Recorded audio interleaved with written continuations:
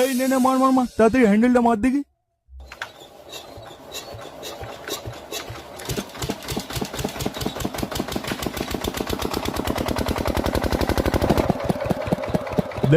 ওরা কি করছিস বলতো বল? ইয়াং ছেলে একটা ঠিকঠাক হ্যান্ডেলও মারতে পারিস না। তোদের মতো বয়সে আমি সির্ফ 3 আঙুলে হ্যান্ডেল মেরে দিতাম। তোরা ওরা কি করছিস আমার তো কিছু মাথায় ঢুকছে না। দাদা আরেকবার সুযোগ দাও, বৌদিটা দিব্যি এইবারে হ্যান্ডেল মেরেই দেবো। ওই বৌদি বৌদি করে তো তোদের বাবাটা বেজেছে। আচ্ছা ঠিক আছে, আরেকবার সুযোগ দিচ্ছি, তবে এটা লাস্ট চান্স কিন্তু। হ্যাঁ হ্যাঁ দাদা ঠিক আছে। এই টুম্পা বৌদি, এই ঝুমা বৌদি, এই নুনু বৌদি, এই পিয়া বৌদি, এই টুসি বৌদি, এই সোনা বৌদি, এই পারো বৌদি, এই কাপা বৌদি, এই বৌদি বৌদি বৌদি বৌদি সব বৌদি, কালো বৌদি, চাপা বৌদি, পিয়া বৌদি, রূপা বৌদি, টুম্পা বৌদি, বৌদি বৌদি বৌদি বৌদি বৌদি বৌদি বৌদি বৌদি বৌদি।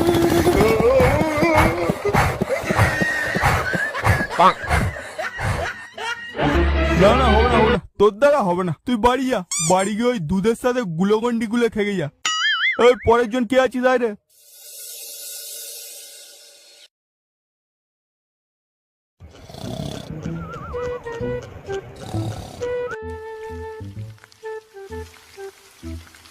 সারাটা জীবন সংসারে খেটে খেটে জীবনটা পুরো জ্বলে পুরো শেষ হয়ে গেল।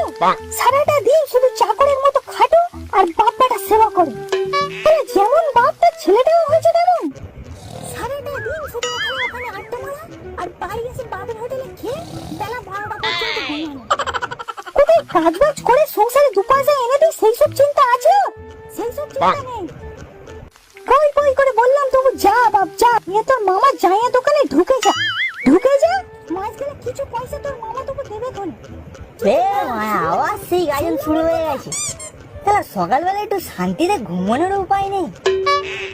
ভাই না, অনেক হয়েছে, এই রোজ রোজ একই জিনিস আর সহ্য করা যাচ্ছে না। আজ একটা হেস্তনেস্ত করেই ছাড়বো মা।